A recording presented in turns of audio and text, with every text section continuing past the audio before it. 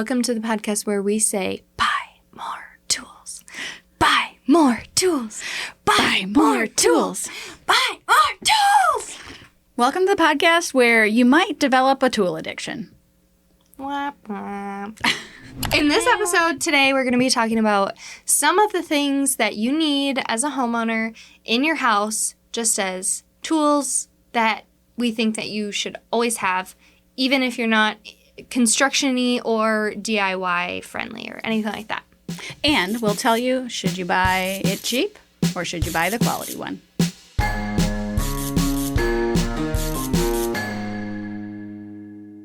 Hello, friends. We forgot something. We forgot to tell you who we are. This is Arly. That's Emily. And this is Samantha. And this is Handyma'am. We have been in the trades for multiple years, and we learned things the hardest possible way. But now we're starting this podcast so that you don't have to. This episode is dedicated to my bestie, Lisa. We've been best friends for more than 35 years, and having someone who's known you all of the stages of your life, all of the crazy ones and all of the hard ones, who still loves you and sees the best in you is an immeasurable gift. Okay. Are you ready for my story? I have a quick one to tell you. I've been dying to tell you since I went to Panera this morning. You went to Panera and you didn't bring me back anything? I went to another appointment after that. I left it early and went and ate my sandwich before I went to my 8 o'clock appointment. So, Okay. Early. I went to Panera this morning, and I was already excited because I was getting a Mountain Dew and my perfect sandwich. But then I was walking up to the door, and a woman was coming out, and the door was closing, but it just paused, and I was like, I bet I can make it through there. Are you Tom Cruise? I did a Panera ninja. I went, woo, woo, woo. Why? I did because it was fun, and I made it through, and I was like, yeah, I made it through. I thought this was going to be a totally different kind of story. It's not really a story you could anticipate. It delighted me I so thought you were much. going to say, like, my sandwich is the best sandwich I've ever had or something. No, I mean, that's always true. But after I got through, I looked around because I was like, who can I celebrate with? And this is why we need to go to appointments with each other. That was? There wasn't anybody there. And then, like, I got to tell him, but I'm like, I got to wait, tell him on the podcast. Yeah. I have a chatting topic. What is it? I started watching Sex and the City. Hell yeah. And I've never watched it before. I never watched any of the movies. I never watched You're anything. such a Charlotte. I don't even know what that means. See, the main reason that I wanted to start watching it is because I wanted to say things like, you're such a Samantha, or something. And Guess what I am, according to a quiz. give me a second. I'm going to be offended, whatever you answer. Just kidding. Carrie. According to the 15 quizzes I've taken, I'm Carrie.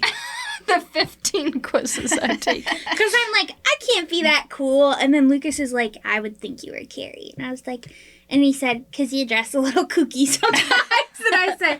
And he said, in a good way. He was like, back it up, back it up. I was like, yeah. What are the characteristics? I feel like you're definitely a Samantha. I'm a Samantha? I feel like you and Hannah are probably the same. Like, you know, when they say in astrology, like, you're like a Capricorn with like a rising this. Yeah. Okay, so you're like Charlotte with a rising Miranda. I don't know what any of that means. Yeah, I kind of feel like that. But I feel like I might be more Miranda with a rising Charlotte. Yeah. Because Hannah's a Samantha with a rising Miranda. Okay. Yikes. The only characteristic I know about Samantha is that she is A horn dog? Yeah. That's not she gets more characteristics later on in the show. I'm only a season She and has a half more in. traits later. She basically just has sex with anything that moves. Okay, but she goes to bat for her girlfriends. Actually, you're very much a Samantha on that. I'm a Samantha. Yeah, she would bite people for her girls. She's like, men are for this only, but my girls are ride or die. So that's I like it. I can't wait until she gets a personality. Yeah, she gets a personality. Yeah. Plus, That's funny. I don't know, she just so does not care about patriarchal standards that I'm like, I can't wait. So you did have a chatting topic you wanted to talk about, and we may have chatted too long, but I think we should bring it up anyways. What is it? I don't remember. You said you would like to be asked about murder. Oh. You're Did you supposed to, murder like... somebody? You're not supposed to say, hey, I was supposed to ask you about murder. I know, but I thought it was funnier that way. I'm breaking the fourth wall. So we want to share things that we love. And last week... We Emily, love the murder. Yes. We love murder. Well, okay, let's qualify that statement. We don't actually love murder. We like stories about murder, and we love hearing about men who commit murder getting caught. Yes. This is true. Like, it's so satisfying when they, like, or, like, I love when they, like, driving stupid, and they get caught, and there's, like, a body in the trunk. Oh, yeah. And they're like, yeah. They have an expired registration, but they're like, also, there's a body in the trunk. and I'm like, Can I search? I've listened to a couple of them where they're like, the police like, can we search your trunk? And they're like, yes. And I'm like, you know, there's a body in the trunk. I know, but if At least fight that a little. Be like, do you have a warrant? apparently some murderers want to get caught. Or they want the attention. I don't know. But anyway, one thing that we have in common, most of us at my Handyma'am, is that we like murder podcasts. We love them. So we listen to a lot of murder podcasts. And then we try and figure out, like, before it's over, who's the guilty person or we how talk it about happened. We we're in the car and We we'll do. pause Pause. it. Then we Pause. all have a discussion. And then we play it. The and two then we people do in it the front again. seat are, like, pausing. And then the people in their back are like, pause it, pause it. Yeah. We need, like, a remote We do. in the back. After we listen to, like, 30 seconds, and we're like, wait, I have an idea. What is it? I know who did it. 1 hour of an episode takes 4 hours. I mean, we would get one episode done, like, on the way to the VFW and back. Like, in like an hour and 45 minutes of driving, we'd get one done. Yeah. But That you was had so much fun, though. Like, all of us in the car together. That was really I fun. wasn't there. No, you didn't work in the field. I did make a brief appearance in the field yesterday for the first time in 8 months. You did a good You job. did. But before we get off the topic of murder, Okay, Yeah. yes, murder. I just We want to have say... our own hometown, if you guys... Oh, I watch forgot you were going to my ask me about favorite that. murder. Oh, I forgot about that part. So, My Favorite Murder is my favorite murder podcast. Yep. And It's buried... morbid. I just Morbid. thought it. You can say it. You don't have to whisper it. Morbid. Morbid. Elena and Ash. I want to be their best friend. I like My Favorite Murder and Buried Bones and a bunch of other ones. But But your I top is always- my favorite. It was your Yes. gateway drug. it was my honestly. gateway drug. Yeah, funny story. I didn't even know about, well, podcasts in general, but murder podcasts. Like, maybe, when did you guys go to Philadelphia? You and Hannah? Well, I wasn't married yet, so it would have been 2019. 2019. So they went to Philadelphia. The story started, they were like, we went to Philadelphia and we made the mistake of listening to this murder podcast on the way No, there. we didn't. Hannah introduced it to me. On the way there? Yeah. That's what I mean. Oh, Like, but you made the mistake of listening to Oh, it yeah. before you drove into a dark, scary neighborhood. that should be a lesson for me to stop interrupting. So they told me all about it, and I was like, this is awesome. But then they're like, it's too scary. So they stopped listening to at least Hannah. She was like, I live by myself. I can't listen to it anymore. I kept it up. But I went on to listen to every single episode, and now I'm like, it's Monday is my mini-sode, and Wednesday is my rewind, and Thursday is my new episode. But I forget frequently that I sort of have a hometown murder of my own. So my Uncle Dick and Aunt Annie were farmers, and so they lived in what every farmhouse in a movie looks like. Farmhouse, cornfields around the barns and AKA, stuff. you mean the horror movies that have farmhouses? Pretty much, yeah. Yeah, Pretty kinda. much. So The barn had like a bunch of just random antiques in it. Like, I was like, can I keep these crutches? And they were probably from like the 1800s. They like still have polio residue on them. I didn't even think I of don't what think disease that's they a would have been thing. used for. this is powdered polio. I spilled my jar of powdered polio on my crutches. Instead of anthrax, they used to send powdered polio in notes. Like, why do so many politicians have polio? Oh my gosh. Well, anyway, so my Uncle Dick and Aunt Annie had neighbors David and Shannon Davis. Sorry, I can't get over my image of just polioing someone. You're like, hi, how are you? And they're like, my legs don't work. Oh my gosh. This story's going to have to get cut, but I will finish telling you. So, my Uncle Dick and Aunt Annie's neighbors were David Davis and Shannon Davis. And so... I'm sorry, his name was what? David Davis. I can't speak to what his parents were thinking. I maybe think I know why he's a murderer. So one day, David comes like panicking over to my Uncle Dick's farm, and he's like, Dick, I need some help. Shannon fell. And Uncle Dick's like, okay, so like riding horses. So he like, Uncle Dick like puts him in one of it. He had like an ATV of some sort. Probably a 3-wheeler or 4-wheeler back then. Anyway, so they go there, and she's... This is not funny. I'm sorry, why are you laughing? I know what you're about to say. Just the stupidity of the husband is what I'm laughing at. Because he's like, she fell off the horse and hit her head on a rock. In this area, there are no rocks except the one very small rock laying next to her head. It would be under her head if she was... Yeah, This is why men shouldn't commit murders. Okay, I'm not trying to give ideas, but, like, why wouldn't he just grab a rock, hit her in the head with it, and then put it next to her? That's exactly what he did. That's why it was the only rock anywhere nearby. Yeah, so long story short, this is actually a terrible story. He had taken out life insurance. Long story short, we've been laughing, but it's actually awful. I don't mean it that way, as long as you know that.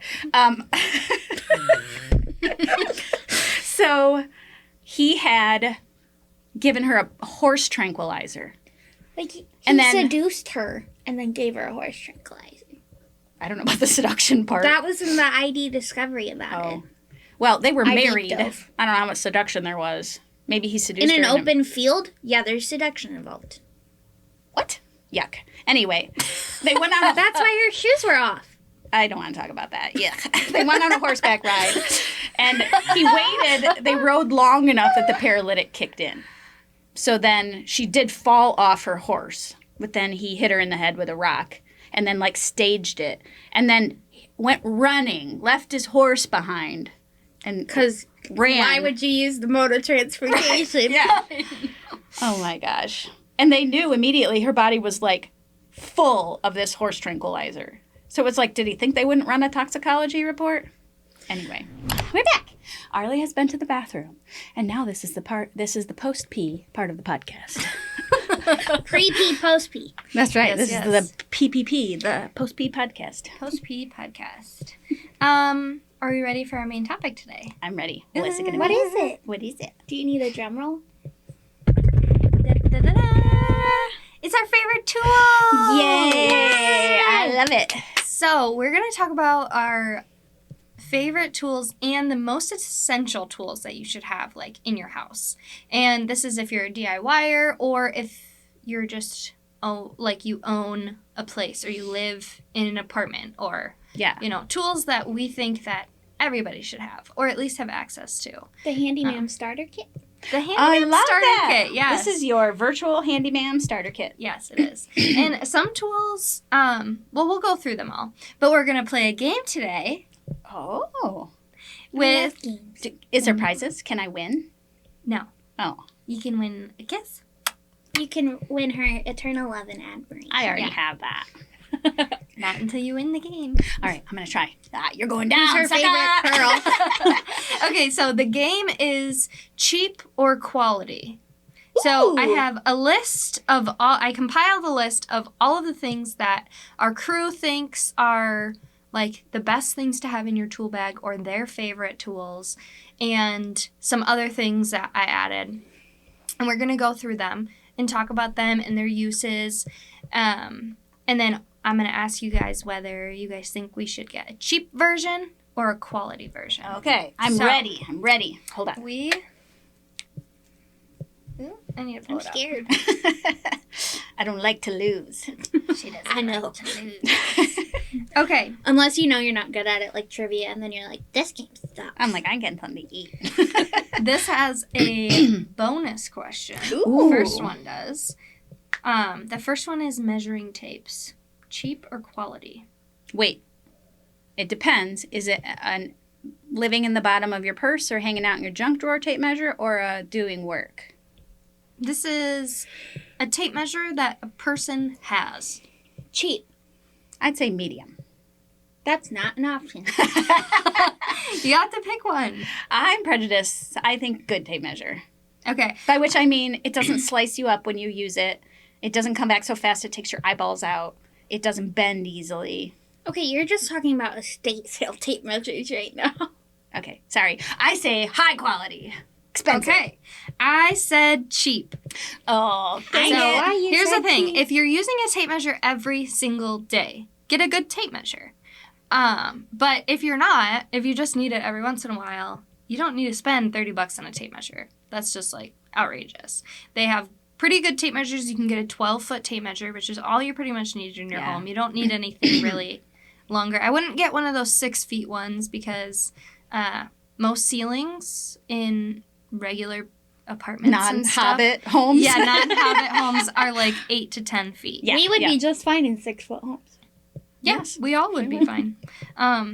My Jace would not be fine. have like a permanent hunchback. Yeah, he'd be like doing the limbo with his head all the time. Yeah, I hope you like the movie The Hunchback of Notre Dame because you're suddenly Esmeralda. Sanctuary.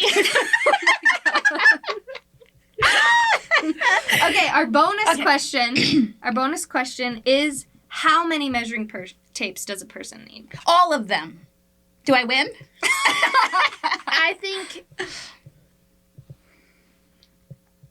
I think you only need one. My argument Okay. is that you don't want to keep switching tape measures when you're measuring because they're not all exactly the same. Oh, she's trying to be fancy. That's good if you're doing trim carpentry. I'd agree with that. If you're a homeowner, get 2 or 3 because the odds that you're going to lose one of them are high. The odds that you're going to lose the second one are very high. And then you have a third one that you haven't lost yet. Potentially. And then by the time you lose the third one, you'll have found the first one. You'll find the first one. Yeah. So Yeah. I'd say 2 or 3. There's another tried and true principle. If you buy a tape measure everybody hates, you will never lose it. Oh, that's true. Yep. True. I have one in the bottom of my purse. I'm like, we don't have a tape measure. I have the one everybody hates in the bottom of my purse because nobody takes it. And everyone at the end of the workday is like, here you go, Samantha. I don't want that's this. Samantha's tape measure. That's funny. Yes.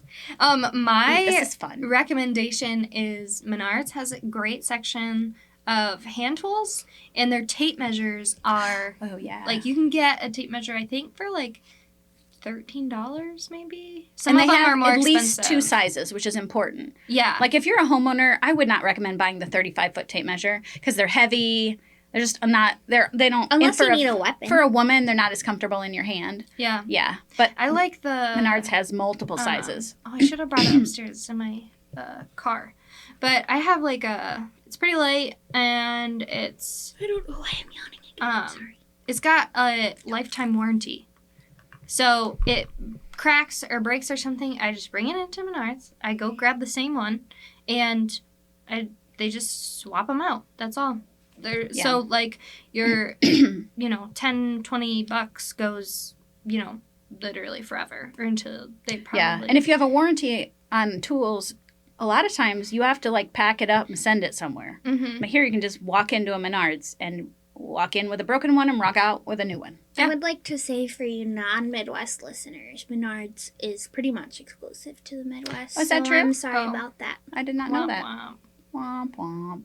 But I'm sure there's other brands that do that. There must too. be. We will find out for a Yeah. future episode. Yeah. All the brands that honor their tape measure Yeah. exchange policy. These tools, I would say everything that we're going to talk about, look on the back of the package when you buy it and see if it has a limited warranty or a lifetime warranty or something like that. Because if it does, then it's worth getting that brand instead of another brand, because especially if it's something that, a tape measure and you're not a carpenter or you're not in the field, like buy one tape measure and like as long as you can keep track of it, then you always have one and you don't have to reinvest in it. Unless like, you lose it or whatever, but Yeah, which I would be likely to do. yeah, but it doesn't need to be expensive. It doesn't need to be fancy. It doesn't need to be anything crazy. Just a run-of-the-mill tape measure. But if, another one's like $2 more and you have like that lifetime warranty, then I would go for that because, for us, we put our tape measures through a lot, so it's really worth it. And I think if you're going to spend like $10 on a tape measure, you might as well spend $12 and then have that forever and just always have it in your tool bag. Ooh, I like this game. What's next? The next one is A hammer. Cheap. Expensive. Da-da-da. Cheap. Ha! Ha! I went with cheap. And can I ask you guys another bonus question? Yes. Yeah. Should you get a wooden or a metal handle hammer? I think whatever's more comfortable for you personally. Yeah, I prefer a wooden handle. What do I prefer? Which one do you think that people should get? Oh, I think they should get the one that when they pick it up, it feels comfortable to them. That's I just a feel like cop-out you get answer. fatigued with a metal one. I mean, most of mine are wooden, but it's like I have my mom's hammer. I have my grandpa's hammer. Like, Mm-hmm. they were very old. So those hammers are very old. So they're wooden. Okay, I said wooden for a couple of different reasons. One of them is because they're lighter. And then another reason is they are... they have low vibration. So, like, all of the force gets absorbed, a lot of it, in I wouldn't have thought of that. in the handle. Yeah, I don't like using metal hammers. Yeah, the metal, like, basically it just sends all of the shock that you're using right into your arm. Yeah. Which, for a homeowner, not that big of a deal because you're not using it consistently every day. Like, if you're a framer, I know Jay switched from a metal hammer to a wooden because it, day after day, it gets kind of hard. Especially if you're using it, like people who have used it for years, they have a lot of trouble with that. But they're also non-conductive. Oh, so super that's smart. You don't. If you're demoing with it or something, you don't want That's smart. Mhm. All right, I win. Haha. Except I answered wooden, so. I won the bonus. You won the regular one? I won the regular one. Cheap. What's the Oh, score? cheap. What's the score? I don't know. You're supposed to be keeping track. I don't know. 5-0. I don't really care. I care. Okay. All right, I think it's... I think you answered one wrong and I've answered one wrong. Okay, so I think it's 1-1. Okay. Yes. How many tape measures did you say you thought somebody needed? All of them. Because I lose them all the time. So, like every estate sale I go to, if there's a tape measure, buy it. If That's true. they're on sale, buy them. Like, I will just buy tape measures because I don't know. It's brooms and tape measures. In the last 5.5 years, I bet if I dug through our receipts, we have bought 50 or 60 brooms. I'm not even exaggerating. Why? They're huge. They're not easy to lose. Nobody wants them. So many homeowners probably are like, cool, I got have a free broom. I don't know where Maybe they we are. should just That start labeling them. and tape measures. You know what we should do is we should put like bad Laffy Taffy jokes on them. And people are like, I don't want this dumb thing. We should get my Handyma'am. Yeah, brooms. And then leave it as a gift. We should. And be like, We for should how leave We're we it like, as you a know what? We were gift. going to leave this anyway. You know the funny thing about that, now that you mention, is that you know how you got all of us brooms, Mhm. and we all were responsible for our own broom. Yes. Well, I was like, I'm not going to take ownership of this yet because I'm not prepared to keep track of it. And I'm not mentally prepared to keep track of a what broom. to do when you're expecting a broom. It was in the shop, and now I can't find it. Even Did you though- label it? No. Well, see, it could Because be I didn't anywhere want to then. take ownership of it until I was ready. And I the wasn't problem. ready. So- Still not ready. So and the I story can't that find it. Arly's alluding to is finally I came into work one day with like 8 brooms and I was like, here, each of you, this is your broom. This is the broom you get. You all have your own. So that's what you get. I cannot keep track of anything. And we're just going to pretend that it's really cute and adorable quality of mine. It is a really cute and adorable quality. Okay. Scores 1-1. Okay. So, the next one is miscellaneous screws and nails. Cheaper quality. Oh. You said miscellaneous. Yeah. That's the giveaway. I don't know. That's I can't hard. deal with a cheap screw. Well, we're talking about the drawer, the little, thing of screws that you just have random things. I think it is rando cheap. I think it should be expensive because I have anger issues when screws strip out. That's true. Cheap. I said cheap. Cheap. Because, okay, so if you're starting out and you don't have anything, if you get a put together yourself coffee table and it has extra screws, put them in a little container and keep them. Because it's going to come to that point when you're working on something and you're like, oh, this thing just broke, or I need to put this in my wall. You're going to be like, I don't want to go get a whole box of screws or something, you know? And then you're going to be like, you know what? I have a little container, and I have 70 different types of random screws that I'm probably never, ever, ever going to use, except for that one time. It's like a screw insurance policy. Exactly. And I say cheap because I think you should find them at garage sales or... Yes, estate sales, great place to buy. Because the people who keep workshops, they have buckets of random screws. So you just buy the whole thing usually for $2. I would just like to plug the website in which I find estate sales, estatesales.net. They also have an app, and it shows you estate sales in your area. I like it. I mean, that's perfect. Would like to give the one important caveat to the cheap screw rule. That if you need a lot of screws for a job, so you're buying like 5 or 10 pounds of screws, do not buy cheap screws. No. And Torx head, if you can. Yeah, for the love of God, first of all, flathead hater club. Second of all, Phillips head are okay in very few applications. Otherwise, you'll turn them into a circle head. Yes, which unsurprisingly does not work. But Torx heads, they're just the star head. And as long as you put the bit in, you can just push and push and push, and it will not strip out. They are amazing. And they are really I kind great. of think they're the cutest. They are cute, yeah. They're cute, yeah. I would say if you're getting screws for basically free, which is like at an estate sale, or like if your dad or your mom or something has like a handful of screws somewhere, just grab them. Don't be picky. Just grab whatever.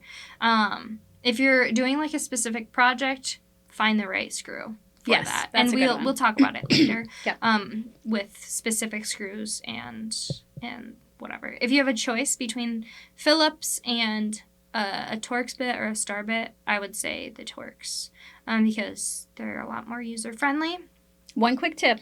A lot of the reasons why people strip screws, and Dad's guilty of this with a Torx head, is they do not seat the bit all the way into the screw head. So if you just put it on and you're just like, then start turning it and allow the drill to come back out, it's just going to bounce around and strip it. If you seat it all the way in, then normally you get the right amount of grip. Pressure. Yeah, apply pressure and turn it. So quick tip. 2 to 1. And if you want a future episode on fasteners, because there is so many and it's slightly overwhelming, comment in the comments, and also let us know if you have a specific fastener question. Like, yes, definitely. I'm going to frame this wall. What fastener should I use? I and love we'll that. Answer it. It's so helpful to know instead of having to figure it out like by buying a bunch of ones.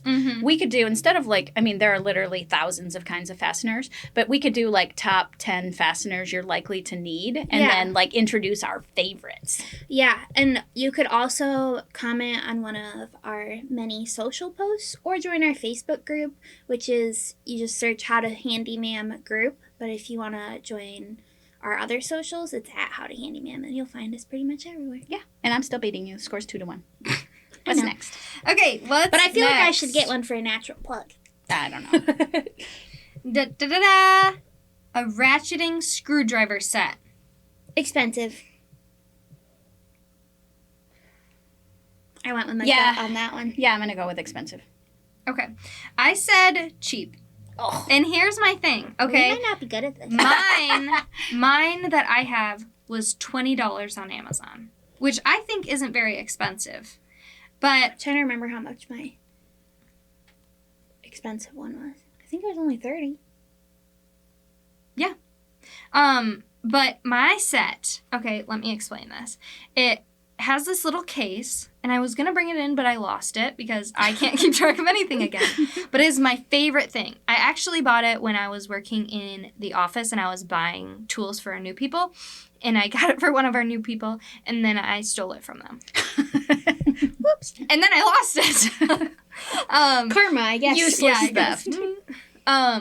But it comes in this little case. It's probably like the size of a notepad. Like a small notepad, and it has like a little click thing, not hard to open. My favorite thing. It also has like a little hole at the top, so you could like hang it if you want. Oh, nice. But then I open it, and it's got the ratcheting screwdriver body.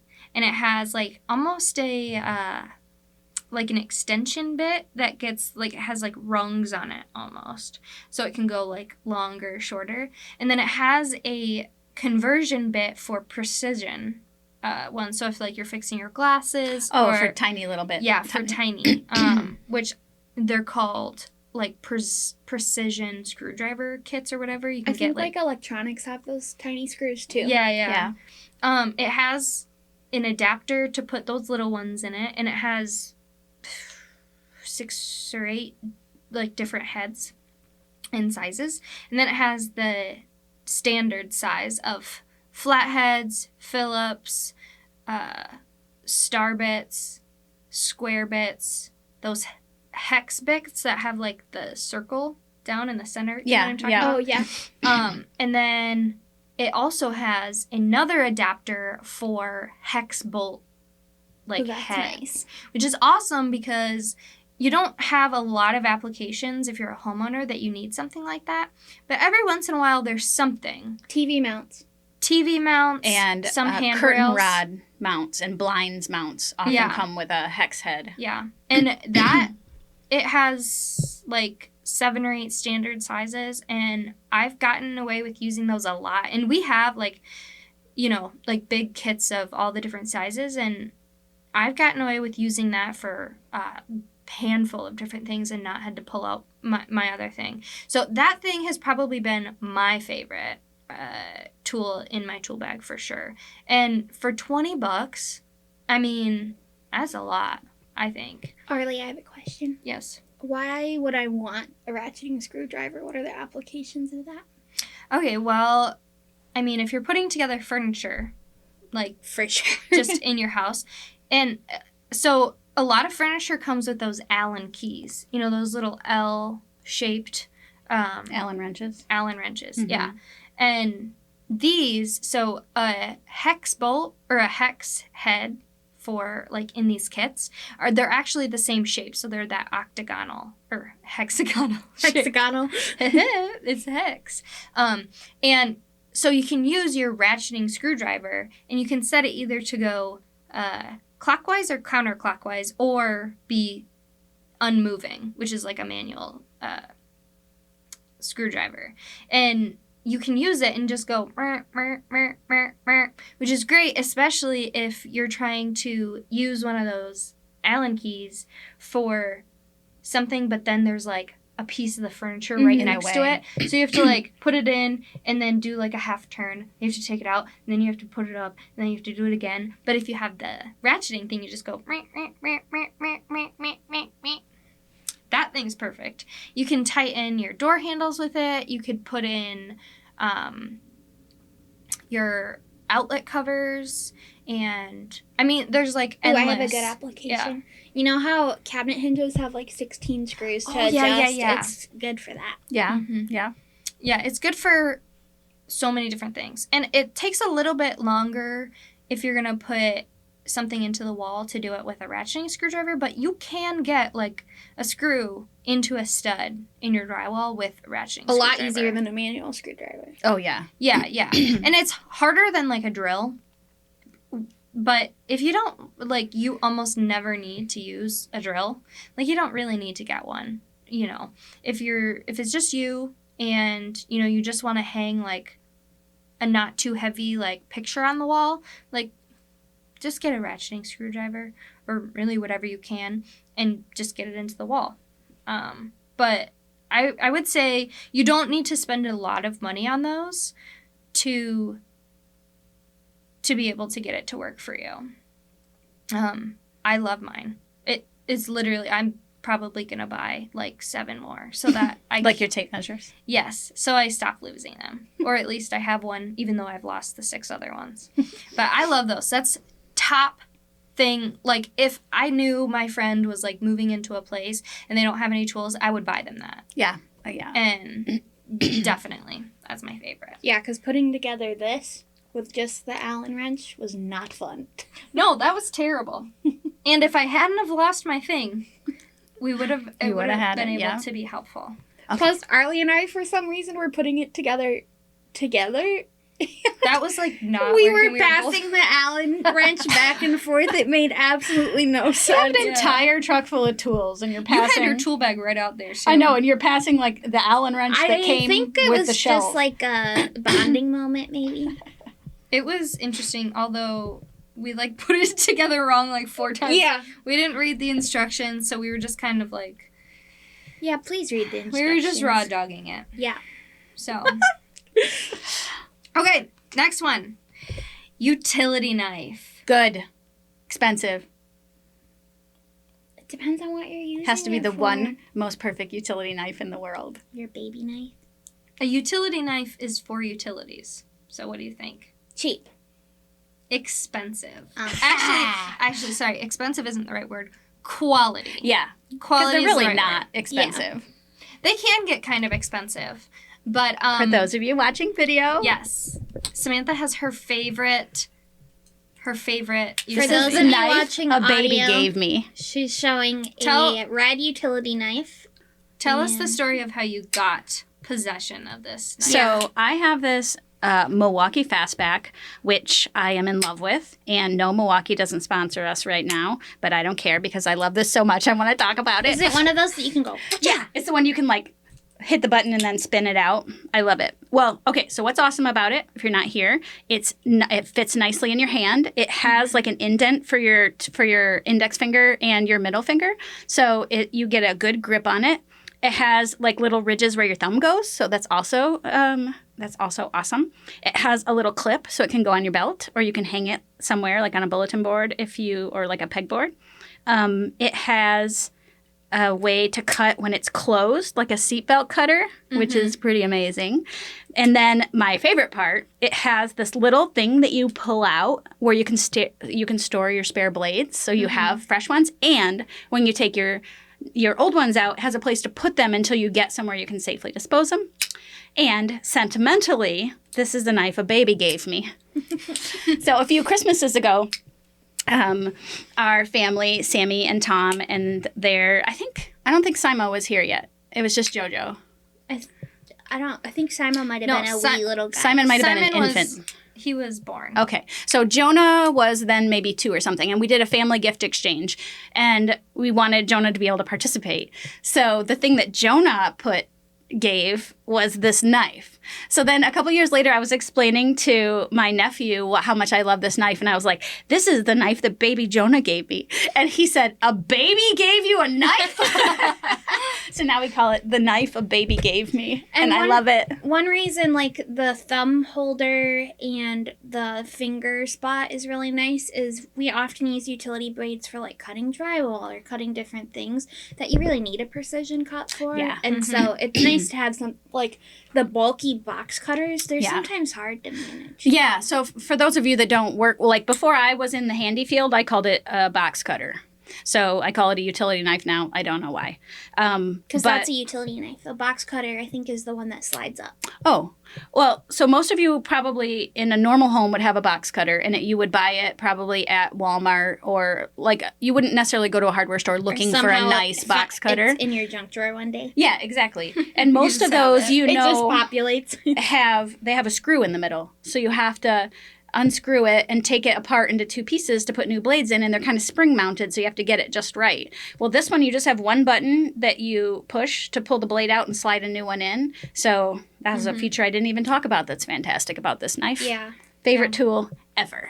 Because some materials wear out the blades really fast. They do. If you're cutting drywall with a utility knife, yeah, Yeah. definitely. Some of my tips about a utility blade is to always have extra blades. Yeah. It's important to have extra blades. And they're I cheap. actually have right here Oh yeah, let's see. the thing that they sell.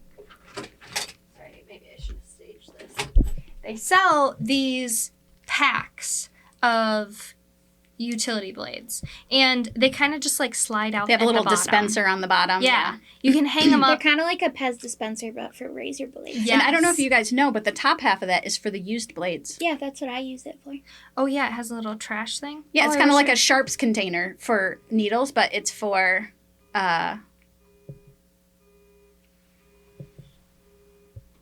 What? what's making that noise? It's the Catholic parking lot. Oh, it is? Yeah. Oh, sorry. I thought the machine was making that noise. I'm sorry. It's Anyway, these are great. And one of the things that my mom has always taught me is the only thing more dangerous than a sharp knife is a dull knife. Yep. And that is important because something that you can just go easy, you don't have to use a lot of force for it, is relatively safe. Considering ignoring the fact that it's an actual, do not cut towards yourself. Yeah. Yes. And don't, And then, put it in your pocket with the blade still out. but if you have, a dull blade, it's still a sharp piece of metal, even though it is not sharp enough to cut something. And that means you have to push or pull on it very hard. And then you're, slipping around and stuff like that. That's very easy to cut yourself. Plus, these aren't all that expensive. Mm-hmm. And so it's important to, switch the blade around. You can use one side, and then once that gets kind of dull, take it out, flip it around, use the other side, and then toss it when it's time. And then you can, recycle them or do whatever. But it's important to keep your blades not super dangerous and nice and sharp. If I don't have a place to recycle them or toss them properly, I always take a little bit of cardboard and I put them in the cardboard and then I tape it up. Yeah. That's a safe way to do it. You don't want to just throw them into your kitchen trash. No. Because just saying trash bag ain't gonna hold up to that. Nope. If it ends up in the wrong place, you're just going to find out about it when you're carrying the bag out to the trash. Okay, the next one is a torpedo level. I love a torpedo level so What much. could it be? Is it cheap or quality? Cheap. Cheap, yeah. So the reason I say cheap is because it is basically one little thing. And a torpedo level is basically 6 or 8 inches, kind of depending on which one you get. And it basically just has one bubble or multiple little... They're little vials of kind of liquid, and then they have a bubble of air in them. And you know that something's level when that bubble sits between these two lines on your level. And that is not rocket science, So many brands have them, non-brand brands have them, the unmarked ones. And they all work the same. If you drop it really hard and, your bubble isn't level anymore, it doesn't matter if you have a really cheap or a really expensive one. Dropping them basically does the same thing. So it doesn't happen very often. When I was growing up, we always had a long level. I didn't even know until 6 years ago that torpedo levels were a thing. And so we always had a 3 or 4 foot level, but we use the torpedo level for loads of things where you couldn't fit a 3 or 4 foot level into that space. Or if you don't have a longer level, if you take a straight piece of board, you can put the torpedo level on it and then turn it into a level. Yeah. And it's a handy little tool. The bigger ones get quite expensive. You can get a torpedo level for $10 probably. Yeah, even cheaper, I think. Yeah, but, when you start to get into 24, 36, 4 foot levels, they get up to 60, 70, $100 fast. And the added benefit of a quality or a higher quality or, and a more expensive torpedo level would be it's magnetized on one side, or it has, multiple different bubbles instead of just 1 or 2. But getting a level, to level your pictures at home or, to make sure your door is flush. Yeah. Or something like that. That's really the main purpose of I think them. for a homeowner, that's going to be the level that you're going to use a lot. Most of us, people who buy homes, hang things. And so that's how you get a... Oh, you guys don't just hope for the best? I just throw it against the wall and see what happens. Put a nail in. Put wires on everything so that you can just hang it on a nail. But though that's one of my favorites, I gotta say. And it's so useful. They're so useful. And a torpedo level can fit in almost any bag. You know, if you're getting a tool bag for just your home, you can fit it in there. Or if you're getting it for somebody else, you can fit it in there. If you only have a drawer at home and you have a limited amount of space that you want your DIY or, tools to occupy, you only want it in this one drawer, it'll fit in that drawer. Yep. Those are great. It's a good junk drawer level. Yes, it is. Okay, next one. All right. Putty knives. Quality. I always feel like qualifying because it's like, am I using it for Bondo? I want a really cheap one. Am I using it for... I'm going to go with cheap. Okay. I said cheap, too. I know. I keep feeling betrayed. Here's the thing. If you're going to do a ton of drywall repairs, get a nice knife. But a putty knife for a homeowner is probably going to get abused and used for its proper use like once or twice. You know, if you are doing small scale, like fixing holes, you know, a couple of things, then you don't really need like this nice, super sharp, flat-edged putty knife. Yeah, I mean, usually in a home, you're using them for scraping, for putting spackle in a hole, sometimes as a screwdriver, sometimes as a package opener. Yeah. They do get used for a lot of different things in normal household use. One of the other things that I like about cheap putty knives is they're sharp. Like, really sharp. Because they're thin. Yeah, and they, like, when the, I think, like, a metal cutter cuts, like, those sheets of metal into the shape, they don't sand the edges like a quality one would, which is a double-edged sword because you will cut yourself on it. I've gotten, like, tons of pretty deep paper cuts on those from using it like I'd use a regular knife where, like, my hands are, like, on the metal part. Yeah. And I kind of, like, hold it more at the base. And I've gotten cut from it before. But they are sharp, and that's useful when you're scraping stuff. Yeah, it is. And doing stuff like that. And if you get, like, a cheaper metal one, you can still, like, beat the heck out of it before it becomes, you know, only a scraper knife. Yeah, and it still doesn't become unuseful. It just becomes useful for different things. Yeah.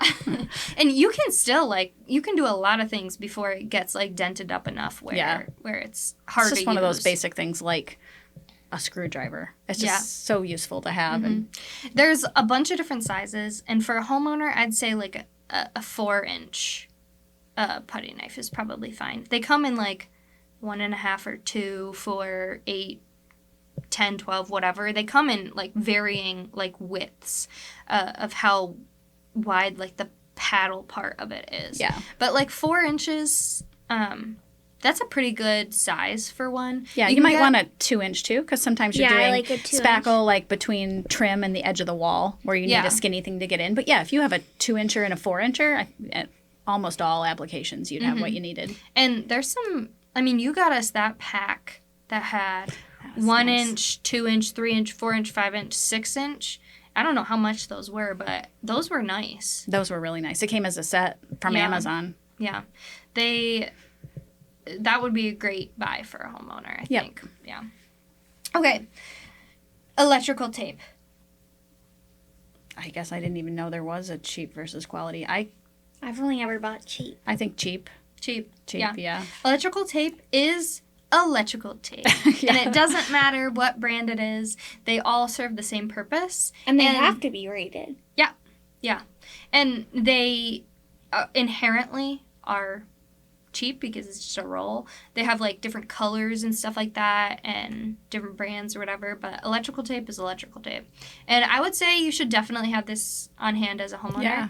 It comes in handy for a lot of different things. Yeah, like I've used it before if I have, like, the multicolored pack, because then, like, when you're trying to identify which wires are for which things, like either in a TV setup or stereo setup or whatever, your computer wires, and you can, like, wrap tape around, like, red is this and black is this. And Ooh, we should do it to our... Oh, we should. I was thinking about that. Yeah. But if you are a homeowner, I think you should have some. Just because if you're going in to change a light switch or, you know, your lighting or whatever it might be, you know, you might open it up and be like, ooh, whoever did this was crazy. And, you know, you need to, like, wrap a wire or something or do something to protect what's in your wall. You want to be able to have that. It's a basic thing to have in your tool and your you tool can bag. get a roll of it for, like, less than $1, I think, at the hardware store. Please be careful with electrical stuff, though. Yeah. Well, that conversation to be continued. Yes. Just have it in your bag. That's all you need to know for now. The next one is plumbing tape. Cheap. Cheap, but yes. Yeah. Cheap, same thing, same reasoning. Plumbing tape is plumbing tape. It's just Teflon tape. Yeah. They have like more expensive stuff, which is like plumber grade or whatever. Oh, like the blue tape? Yeah. Yeah, which yeah. I liked. I think it was like maybe a little bit thicker. But it just means like you have to wrap your 2-cent tape 3 more times. So. Yeah, Yeah. I mean, The thinner stuff. I like the thicker stuff purely because we used it, like when I was in the field, I used it a lot, but like if I'm only using it for a shower head, I'm buying the 99-cent kind. Can I give one quick tip if I promise not to go down a tangent? Yeah. You do not need to use electrical tape on your you don't need to use plumbing tape on plastic fittings. Yeah. If you look in a fitting and there's rubber in there, you're actually not supposed to use Right. it. It will make it worse, not better. So But plastic the fittings. instructions will usually, like, at the beginning of, like, if you get a new shower head or You something. silly girl, you're assuming the instructions get read. If you look at your instructions, it'll say, like, what you need. Yeah. And if plumber's tape is on there, it's like 99 cents. It So is in cheap. the plumbing aisle, but it's also often like in an ace. It's like on an end cap, like, yeah. as you're checking It's out. one of those random things, yeah. And this also goes back a little bit further to when we were talking about if you get something and you have extra screws and nails or whatever, keep them. When you get certain, it kind of depends on your brand or whatever you're getting, but like some shower heads or faucets or whatever, they come with like a little, like almost like those small dental floss things. Oh, they do. of They come with a tiny plumbers. little roll of plumber's tape. Mhm. Yeah. And if you have some or you don't need it or whatever, keep it. Yeah. And you probably won't yeah. use all of it anyway, so just keep that little thing, and then you'll have it for next time. You don't, Yeah. the whole thing is probably like This is a less than fun, like, walk $1 down too. memory lane of, like, just the simplest tools that are so useful in so many applications. I didn't know. know what plumber's tape was 5.5 years ago. Yeah.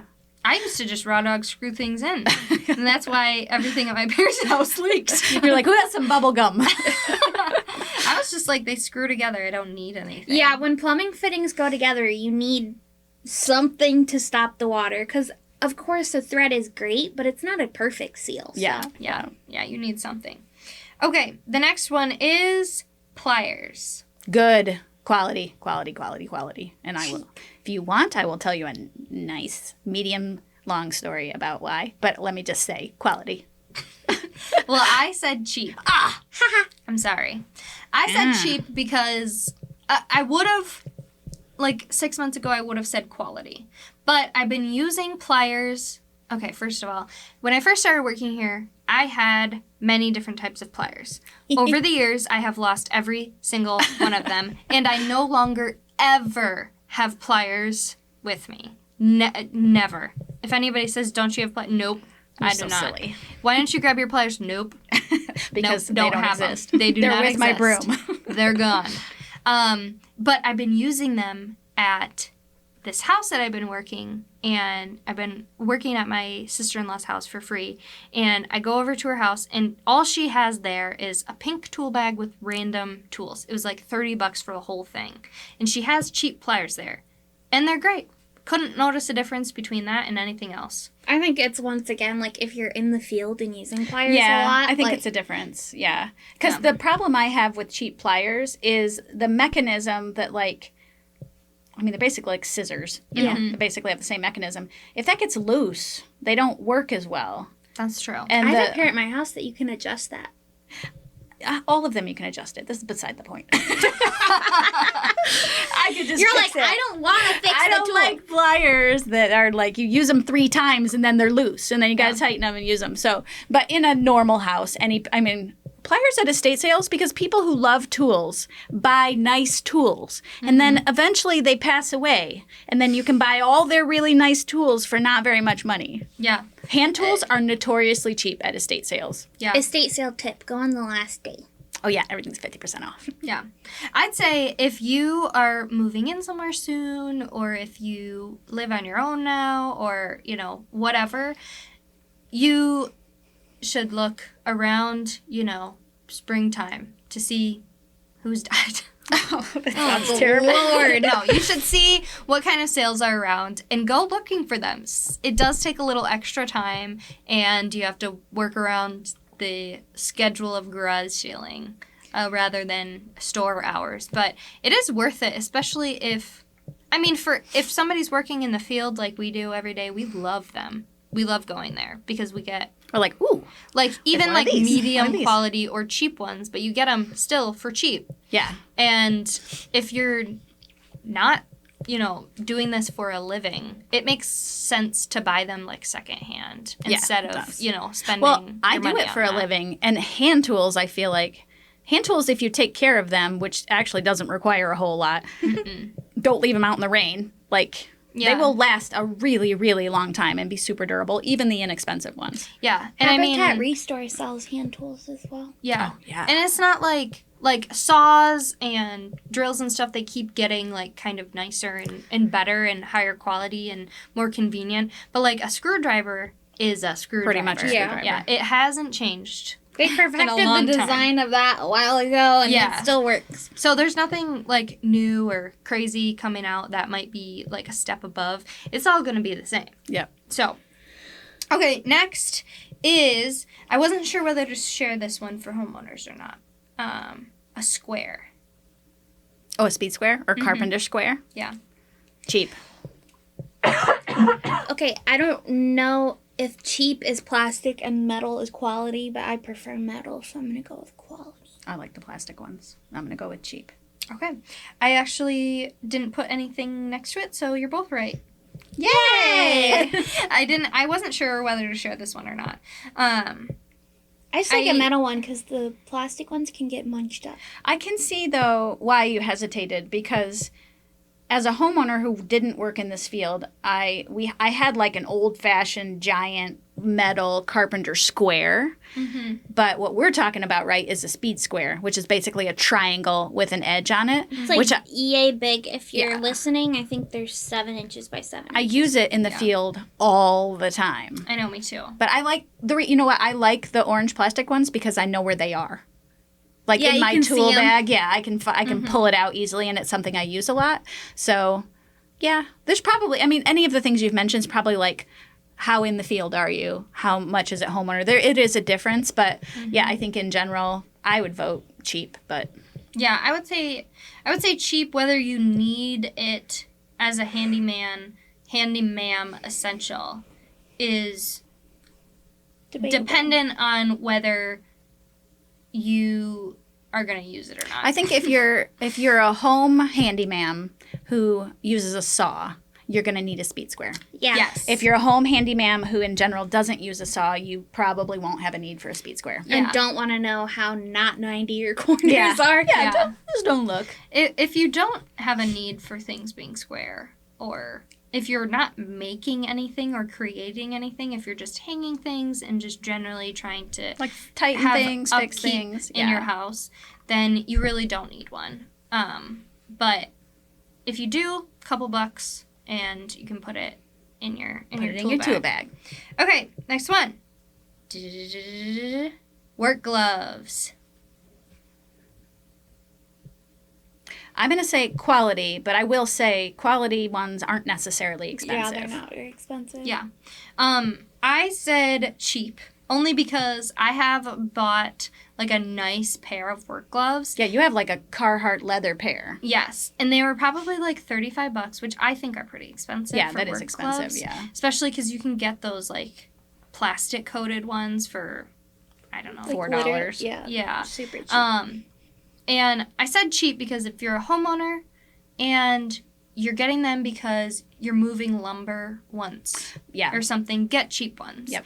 If you are consistently using something, maybe get like, not the $30 pair, but maybe a step up from the $4 pair. Or grab a pack of 5 of the The leather $1 ones pair don't or even make something. sense to buy if you're a homeowner who won't use them very often because they're stiff and uncomfortable. Yeah, and once you you have to use them a lot, they're like beautiful and buttery. Mm-hmm. But if you're not going to use them very much, then buy the like cloth ones. Sometimes they're padded. If you're like using a drill, it helps absorb the vibration. Mm-hmm. Or it has like a rubberized coating if you're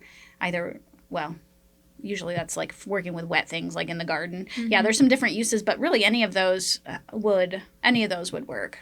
Yeah.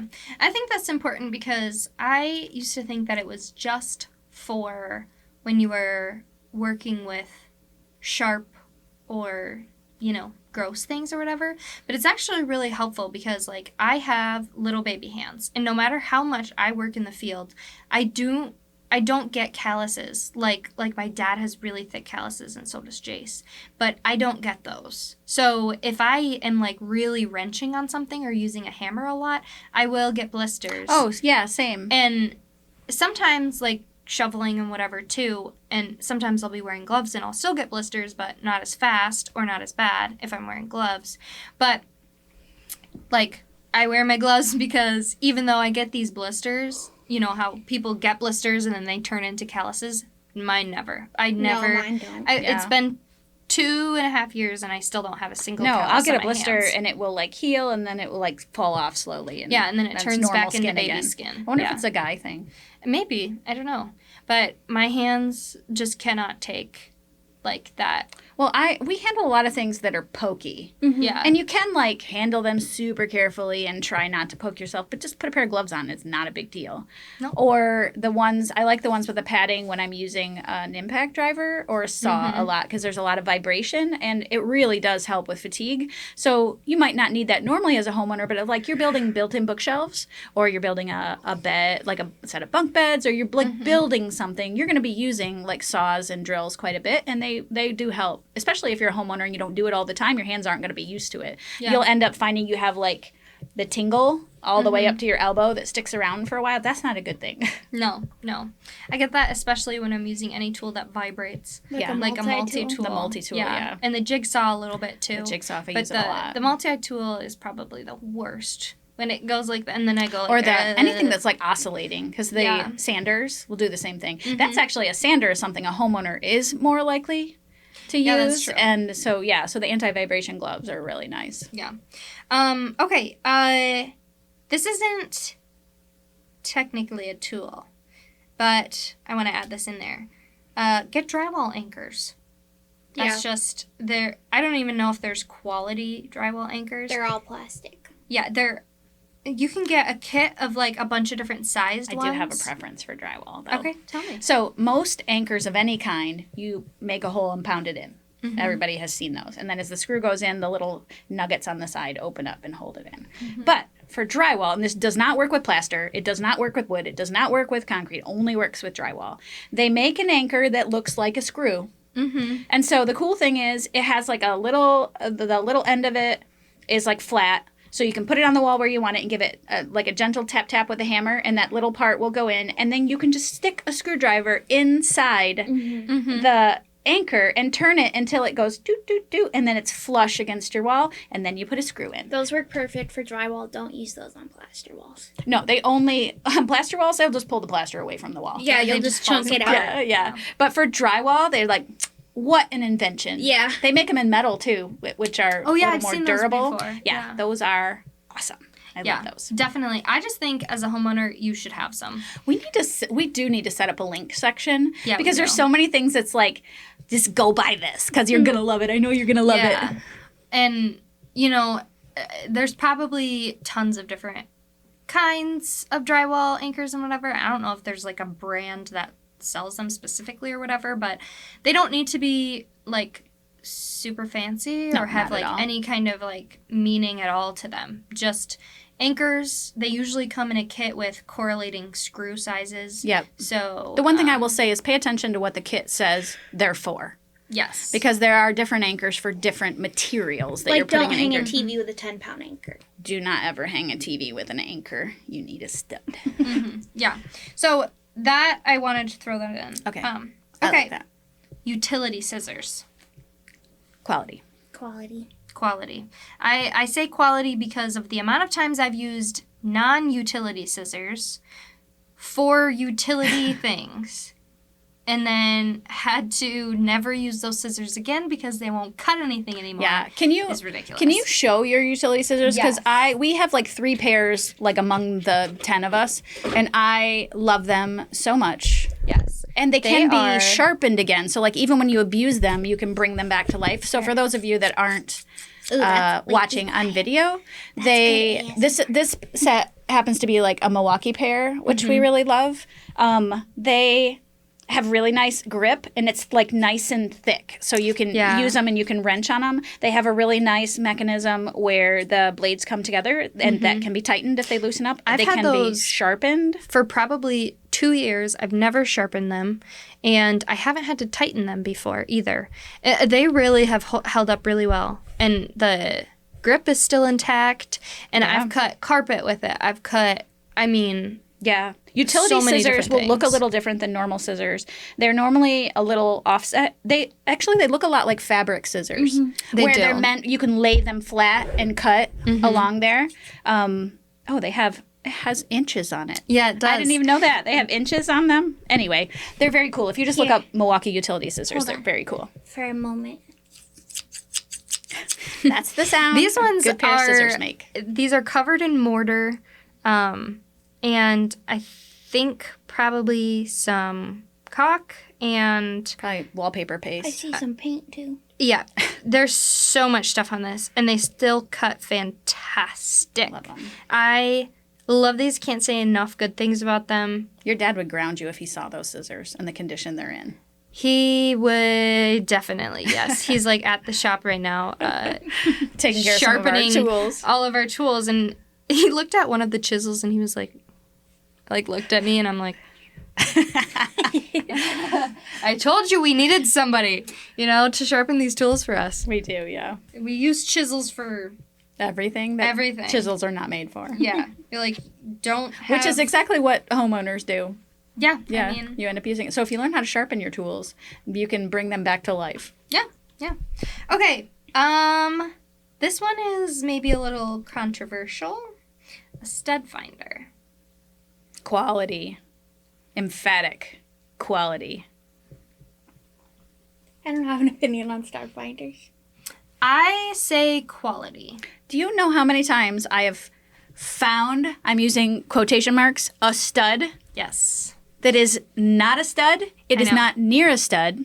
It might be a pipe. It might be air. It might be insulation. Somehow it's like beep, beep, beep. And then you put a screw in and it's like, nope, gotcha. It's Yeah. not there. We have a deep wall That scanner. one's so nice. And when Emily got them, I was like, that's way too much for a stud finder. It was like $60. Yeah. Which is a lot. Because you can get a regular stud finder for $20, probably. A good one. You can even get probably 15. Yeah. But I was like, that's too much money. I even was like, maybe we should return some of these, because I think she got 3 or 4 of them. But now we all fight over them. Yeah. It was probably the best purchase we have made. They're so good. They have, I think maybe, okay. Let me just explain my passion for these deep wall scanners. First of all, they work if you have plaster and lath. You can still see the studs, which regular stud finders cannot do. Nope. It'll just say, there's a stud everywhere. Yeah. Yes, because it senses the wood of the lath, which are like the little Slat boards. the slat boards. But a deep wall scanner will find where your stud actually is. And they also tell you where the studs that have electrical are. So if you are going across your wall, it has like a little lightning bolt, I think, that will light up when you are on the electrical wires. It can sense those. And then ours also has a little measurer, I think it's like 6 inches, so every inch is marked on there. And I think the 1/2 and 1/4 inches are too. And then it has a little golf pencil that sits on the inside, which took me forever to find. But it's my favorite thing because I'll always be like, oh, there's a stud, and be like, I think you're like reaching, yeah, reaching, I'm like, I left my reaching. pencil over there. And then I have to find it again. But they have one in the back. And then it also has a little bubble on it for level. So if you're hanging up a picture or something, you might not need a torpedo level too, because it basically is one. You have this phenomenal deep wall scanner Yeah. that serves And multiple purposes. so I would say quality. I know that if somebody's hanging pictures and stuff, it might not be easy to afford a $60 stud finder. But if you're hanging a lot of stuff, especially things that need to be in studs, I would say get it. I mean, Like, I don't want anybody to feel like they can't do it without a stud finder, but you can always start with an inexpensive one, and if you keep finding that your stud finder doesn't find your studs, because houses are built differently, and the ones on the like more entry level line are like inconsistent. So if you have a new build, it'd probably work. Yeah, our daughter Hannah lived in a building that had no insulation. So it was literally drywall and studs. That was all that was in the walls. So that entry-level one worked just fine. But then, like, we live in a 175-year-old house, and it's like there's a lot of stuff. There's horsehair in there. There's several layers of plaster. There's lath. There's whatever. There's car siding. Like, it's crazy. Yeah, so I definitely think that stud finder is a need in a house, to be honest. Okay. Nail nippers. Quality. Okay. And again, I'll say quality isn't necessarily expensive, but there are bad nail nippers and good nail nippers. Okay. I said cheap because I did not realize that there could be expensive nail nippers. I've only seen it's like a difference of $2. It's not a huge amount of money, but the problem with we'll call low end nail nippers, because there's not a huge price range, but the low end nail nippers will actually indent isn't the right word, but they don't hold the part that grabs a nail doesn't hold its shape. The nails change the shape of the nippers. Yeah. So you end up with like little dents or little divots in your nail nippers, which after a while it's harder to get a good handle on nails that are hard to pull out. I think you probably want like steel nail nippers. Yeah. Oops, sorry. I'm going to get up and grab these. Okay. So up until like 2 years ago when I started working here, I had no idea what nail nippers are. And basically, they are the most convenient version of the fork part of your hammer. So the fork part of your hammer can be like slid underneath the heads of your nails. And then you use the handle to pry back. So you get your nails out. These, you can use nails that don't have heads, like finish nails, which would probably be great for a homeowner because the amount of like nails with heads you're going to find if you're just doing normal, like everyday stuff are very low. Yeah, because those are normally stuff that's buried. Yeah, so trim mostly, and then maybe some built-ins or whatever are going to be your traditional Finish nails. Or brad nails, people sometimes call them. Yeah. But basically, you just like pry onto them like a set of pliers. Yeah, like a set of pliers. Yeah. And you can either like squeeze it really tight and break it, or what we prefer to do if we can is you squeeze it but not all the way. And then you use this rounded edge. Just like a hammer, you roll it back. To roll it, and then your nail eventually comes out. It will gently pull it out. Yeah. Yeah. I think these are just amazing. I just those love are them. Pretty heavy-duty ones. I like. Yeah, like you can tell, like this part of it, you can't see if you're just listening, and that's okay. But like the handle parts of it are like nice and thick, so they hold up really well. Mm-hmm. And then you want something. I mean, theoretically, you should sharpen your tools. So you want something that has enough guts to sharpen it, so it can be used repeatedly. You don't want like single-use nail nippers. Yeah. And once you sharpen them, they're just like they're just gone. Yeah, they're just like finger cutters then. Yeah. So I love those so much. Okay, and then I have nail punches. Cheap, for sure. Cheap, because I lose them. Cheap, yeah. They're basically the size of golf pencils. And the tip of them looks just like a golf pencil, but the butt of them looks like a really thick... Like the back end of a pencil. Yeah. They look like a front end of a pencil and a back end of a pencil. Yeah. Only golf pencil, like you said, because they're only about 3 inches long. Yeah. And basically, you use them. They have different tips. Some of them are pointed and some of them are slightly concaved. Basically, the purpose of them is you put it on the head of a nail or, whatever. And this is back to finish nails and brad nails. Yes. And you hit it with your hammer. You hit the butt of it with your hammer because the head of your hammer is quite large, an inch or more, depending on what kind of hammer you have. So if you're trying to hit in, like, something with your baseboard, the odds that you're going to make, like, a big old, like... Hammer-shaped dent. Yeah. Real high. Yeah. Exactly. But if you have, like a little nail that's sticking out of like a transition strip in your hallway or out of your wooden floors or whatever it might be. Yeah. You can take it and you put it on the head and you tap it in and it just resets it below the surface. Yep.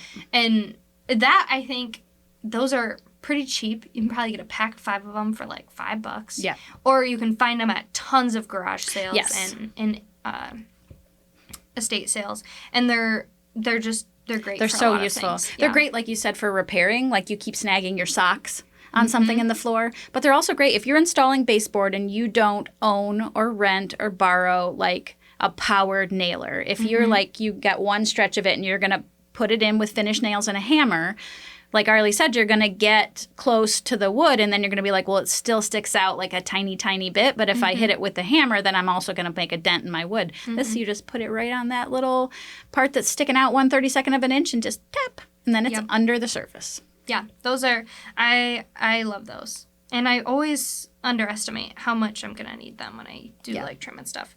Okay, so those were all homeowner, like, everyday type of tools that you might need.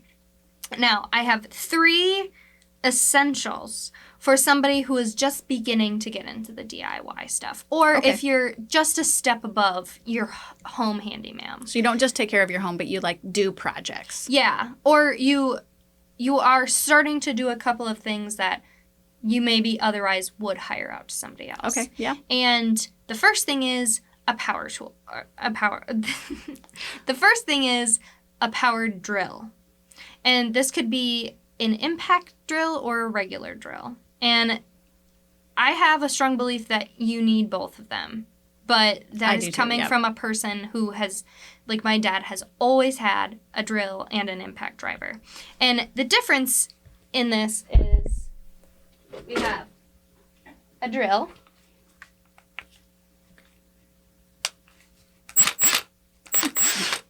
And this basically takes anything in here. So like circle bits, whatever, like the base of them. Hex base bits. Yeah, they can look like anything. And you can screw pretty much anything. You can drill holes with it. The only thing that it can't do is it's not great when you really need something to like be forced in quite hard. Yeah. So if you have an old house and you have like old oak studs, getting a Phillips head screw into one of those studs is going to be pretty darn hard. And I would say our primary audience is women. If you are like Jace and you're 6 feet tall and you're very strong and you have a good leverage point because of your height, you can force it in with a normal drill. So an impact driver is helpful to guys, but it's particularly helpful to women because it just gives you that little oomph that our natural build doesn't necessarily give. Yeah. It has, I don't know what kind of magic it has, but it doesn't have the chuck. So you don't tighten it in there. You have like one sized bit that fits into it. Yeah, and it has this quick release on here. And you can get drill bits. If you only want to get one drill, but you know that eventually you're going to need to pre-drill something or drill holes into something, you can get drill bits that have that impact like attachment. At the base of them, and then you can use an impact as both. This is probably where I'd fight you. Because I would say if you're a homeowner and you only are going to buy one, you should get a normal drill. Because you're right. Because with a normal drill, you can use driver bits and drill bits. You can use you can use Phillips head bits. You can use Torx head bits. You can put in things with a shank, a hex shank, things with a smooth shank. You can use it for all. You're right. For the impact driver, they do make the drill bits that come with the hex bottom that you need for the quick release. I hate them. They break super easy. So I will meet you in the parking lot and we will have it out. We will fight it out.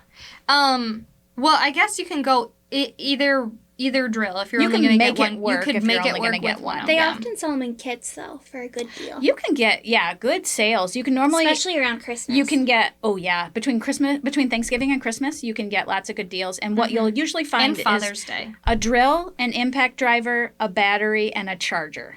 Yeah, this kit was an impact driver, a drill, 2 batteries, a charger, and a bag. Nice. For $200, which is a lot. If you don't have a lot of money. But it is cheaper than getting, like, a drill independently because sometimes they'll sell just the drill for like $150. Yeah. And sometimes that doesn't even include a battery or a charger. It's just the tool. They call it the bare tool is usually what it says on the box. Sometimes you can find them on Facebook Marketplace. Yeah, you can. Facebook Marketplace is a good place. Or if you know, like, say you know somebody who has a lot of tools, be like, hey, the next time you're getting a tool, I'll buy this one from you. Yeah. For like a little bit. So because people who love tools are like, ooh, I want the new one. Yeah. And so if you ask, like, you know, your neighbor who has a lot of tools and be like, hey, are you interested in getting the new tool? Because, like, I could really use a used You start sending sales flyers to your neighbor. You're like, if you get this one, I'll buy this older one from you. Yeah. But that's a great tool to have. I think that maybe every homeowner or just any person who is living in a home that they need to keep up with. I think even if you live in an apartment and all you're doing is hanging pictures, you should have a drill because you can do less damage to the walls hanging your things if you have a drill. Yeah. So I would vote like when our daughter Hannah, she's not handy. When she moved into her first apartment, I bought her a tool set and it was a drill and like hand tools and a couple batteries and a charger. But it was like the only power tool she had was a drill. But that's necessary. And she hangs a lot of things on her wall. So yeah. The next one I have, I don't even need to look at my list. I remember this one, is a multi-tool. So this is probably the first saw I would tell somebody to get. I don't know if it's necessarily considered a saw. It's called an oscillating saw or a zippy, some people call it, or a multi-tool, which we have one. I will say this is the best tool that if you don't work in the industry, you never knew existed. Yes. And the thing about this is you can cut anything with it. And it takes a long time to cut some stuff with it. Say you need to cut 1 2x4 for something, you know. It's going to be a lot faster to cut it with a circular saw. Any number of other saws. Yeah. But you can cut it with it. But you can cut it with this. And you can cut, you know, metal with it. You can cut. Yeah, it comes. The blades are anything. Quick change blades. Yeah. You can get wood cutting blades. You can get metal cutting blades. You can get grout scraping out blades. Yeah, you can get flooring popping up blades. You can get sander attachment, which is a sander fantastic. attachment actually comes with this one. Love yeah, it. don't even have everyone to buy I've seen it comes separate. with a sander attachment. I love that tool so much. It is great. It has, I mean, we call it a multi-tool because it has multi-uses, but it really, really does. You can, instead of getting an oscillating saw or an oscillating sander, you can get one of these, and you can, you know, use it for any number of things. If you refinish furniture, that's a great sander. Detail sanding. Mm-hmm. Yeah. It even has, so the normal one is probably the size of like a hockey puck, and it's a triangle. But they also have finger sander attachments, which is probably the size of like a finger. Stick of gum, maybe. A little bit bigger than a stick of gum. Yeah, it's like a little bit fatter and shorter than a stick of gum. Yeah. But this is great. It's just all around a great tool. So if you're thinking of buying an entry-level saw, I would definitely think you should get a multi-tool. I would say after a drill, it would be the next power tool I would recommend that a homeowner buy. Definitely. And the thing about this that's so useful, that's like things you can cut with a jigsaw, you can cut with this. Things you can cut with a metal cutting blade on a miter saw, you can cut with this. The difference with this is you can get into lots of places that you cannot, like, especially if you're cutting something that's already installed somewhere, particularly useful. I mean, if you've got like a free piece of lumber, you're going to, you know, can put it on the miter saw, cut it, or chop saw, as my brother called it. But this is really helpful when things are already installed somewhere and you need to cut them. If you need to get a piece of baseboard out and you can't get the nails out, you can cut the nails back there. off. If you are trying to patch a hole in your wall and you need to take out a square of drywall, you can use this. Oh, one of my favorite uses, if you've put spray foam somewhere. Oh, yes. And you let it come out and cure, you can make a beautifully straight, just and with a utility knife, it's harder. You got to kind of have to hack chunks out. Yeah. But with this, you just right under it. The blades for this are never ending. You can get regular looking wood and metal and plastic blades. You can get ones that are fanned out so that they cut like more wider. You can get like little scraper looking ones. If you're like scraping up something from the floor, it kind of oscillates back and forth and scrapes underneath. You can, I mean, we talked about sanders. There's grinder attachment type things. It's so useful. It is great for a lot It was of a things. game changer. I remember my brother-in-law Mike was here. So we started our adventure. I think we've talked about this before, but we started our adventure in this house that we're in right now because COVID hit and we had already torn the house up and we had to do most of the repairs ourselves. So my brother-in-law Mike was here and he and Jim were working on the soffit on the front porch and I was installing trim in the bathroom around the vanity that I had just installed. I was preparing to install the vanity, but I needed to push the vanity all the way against the wall in order for it to not have a gap at the top. But there was baseboard at the bottom. So I'm like, but it had legs, it wasn't a square on the bottom. It had legs, so it was up off the ground. So I don't want to just take out the piece of baseboard because then it would be missing underneath and you'd be able to see that. Mm-hmm. So I went out and asked Mike, I'm like, I don't know what to do, like how to get this. And at that point, like I couldn't even imagine, like what tool would I use for that if I didn't know about a multi-tool? I was thinking I was going to have to like carve it out with a utility knife. So Mike just reaches into his bag and he's like, this is what you want? It's a multi-tool. And I'm like, how does that work? And he showed me and it was life-changing. Yeah, it's great. It's amazing. It's I was great just for like, a lot of things. Leg size, push it in. Perfect. It's great for so many different things. All right, and then the last thing that is absolutely essential if you have any power tools at all, ear protection. Oh. And let me ask, ear protection, cheaper quality? Cheap. Because you can use the cheapo earplugs and they are rated for that. I will say, for me, the ones I put in my ears, something is wrong with my ears. They don't stay in. So I like the ones that go over my ears. Yeah. This is probably like a personal thing. I say quality. I've used many different types of ear protection. I've used like brand name, like construction ones. I've used those earplugs, but the ones I really, really like that can really protect my ears and help me get through the day with some sanity is like shooting ear protection. Yeah, they have the highest rating of ear protection. And normally, I mean, there's a bunch of different reasons. I mean, like vacuums. When I have ear protection on, I am so much more, like, not bothered by this constant sound of, like, vacuuming. And then the tile saw is loud, and sometimes I have to spend a lot of time right next to it. The multi-tool, oscillating sander, so many different things. Sometimes even the impact drill when you're using it a lot. That one I especially need ear protection for. I think it will, like, ratchet up my nervous system. Like the longer that I use things without ear protection, it's just like, and eventually it's like, So it's ear protection and it's also sanity protection. Yeah. I like to just put my headphones in, with, like my AirPods or whatever, with a podcast or something, and then I put my ear protection over it, and there's like a serenity. There is. It's like when you're in a little bubble as like a storm is raging outside. You're just like da da da da da.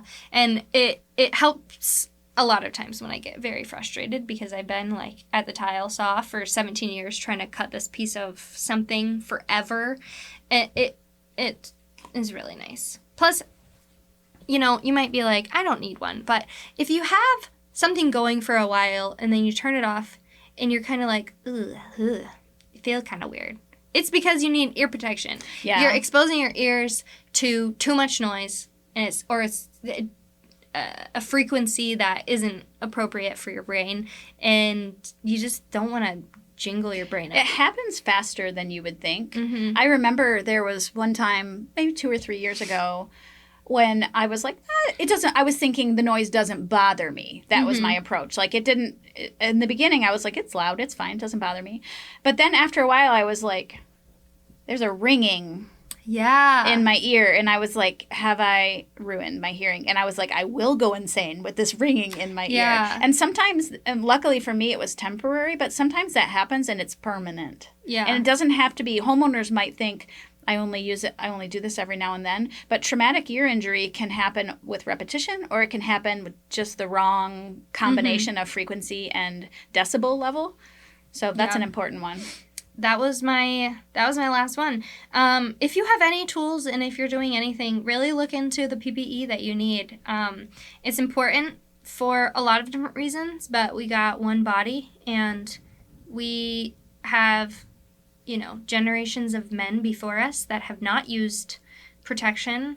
That uncle with half of his fingers missing? Yeah. Everybody has one. Or, your grandpa that had concrete lung, or somebody who can't hear anymore, or, has one eye, or can't really use their eyes that well, or whatever it might be. It's just safer just to do it. Yeah. And it's like a small amount of inconvenience for just keeping your life the way that it is, If you have questions about these tools or tools that we haven't talked about, so do other people. Mm-hmm. So if you just snap a picture of that tool and put it on the How to Handyma'am Facebook group and be like, what is this tool for? Or can I use this tool for this application? We can give you very specific guidance on that. Mm-hmm. And other people will be like, I wondered what that thing was that's in the garage. Other people will have the same questions. Or we can even talk about, and here's the safety equipment with that particular tool. Like a lot of people think gloves are great. Gloves are great. Well, if you're using a blade that spins, you should not be wearing gloves. Yeah, so just little things like that, knowing what's appropriate. Yeah. And, when in doubt, look it up. We have lots of answers to questions, but the information is out there if you're desperately looking for something. And it is just better to be safe than anything else. I have definitely learned that over and over and over and over and over again. Cutting myself and, knocking my head on something, or getting stuff in my eye, or whatever it might be. It's just not worth it. A moment can change your life. Yeah, or multiple days of my head hurting or my ears ringing because you're like, why do I have a migraine? Yeah, because I wasn't. Or sometimes my ears, the inside of my ears, physically hurt. Yeah, it's almost like they're exhausted from all of the noise and stuff. And that gets hard. And it was really a game changer when I got those shooting headphones, because it took it from it was a 10, and then with the regular ones, the construction graded ones, those were took it down to a 7, but those other ones took it to a 2. Yeah. And it's the noise. So for those of you that are maybe just getting into the field, that's one thing that would make sense to invest in. Yeah, they're also a lot slimmer than the other ones. They are, yeah. I will say, kind of as a follow-up to all of the things that we've just talked about, that I don't remember what I was going to say. No, I was going to say, so if you can't tell, we're passionate about education, and we have trouble reining it in, but that's just because we're so excited about teaching, and the purpose of this podcast, this is the gateway drug for us, because we want to be able to bring in-person education to women, and the podcast is our vehicle to get us started. So if you love that and you also want it to happen, then you can help us by helping to spread the word about the podcast.